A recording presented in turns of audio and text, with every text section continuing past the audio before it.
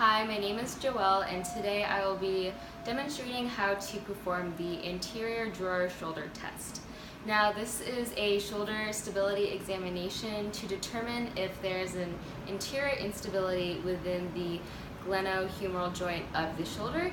This will detect grade laxity or insufficiency, and this test is important for when the apprehension test for the shoulder results in inconclusive results or the results are difficult to understand.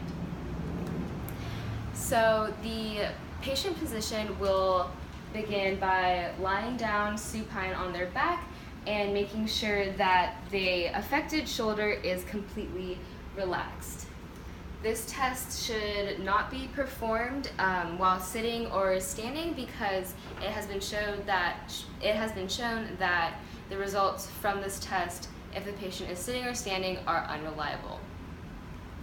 Now, the examiner will stand on the side of the affected shoulder on the lateral side of the arm, and the proximal hand will palpate the head of the humerus with the thumb on the anterior side of the humerus and the middle finger or pointer finger on the back of the head of the humerus. Now, the distal hand can either be placed on the distal arm or at the distal forearm. At this time, it is possible for the examiner to hold the distal part of the arm in a extended position or a bent position. It is important that the patient's arm is completely relaxed during this time. Now, while the examiner is holding the patient's arm, it is important that the shoulder is abducted 80 to 120 degrees and flexed 0 to 20 degrees, as well as laterally rotated 0 to 30 degrees.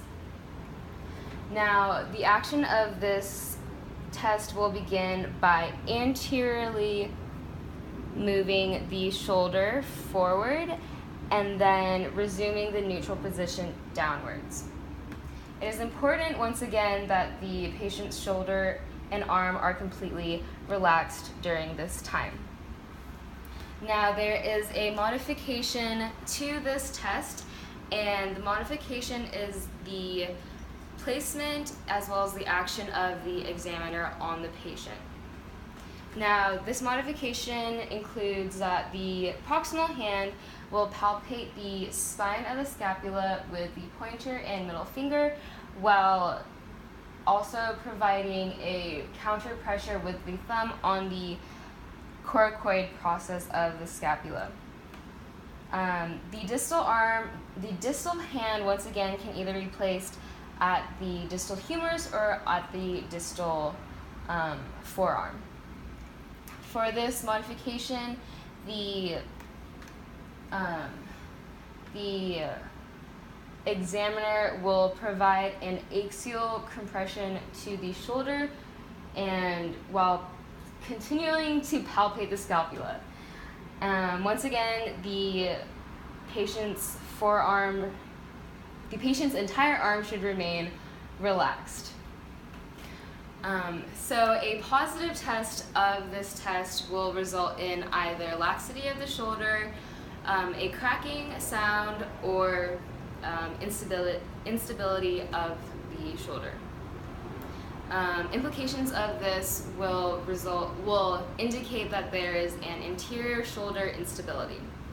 Now, studies have shown that this test is fairly unreliable due to the fact that it is difficult to palpate the subtle movements of the shoulder joint that is underneath the musculature of the shoulder.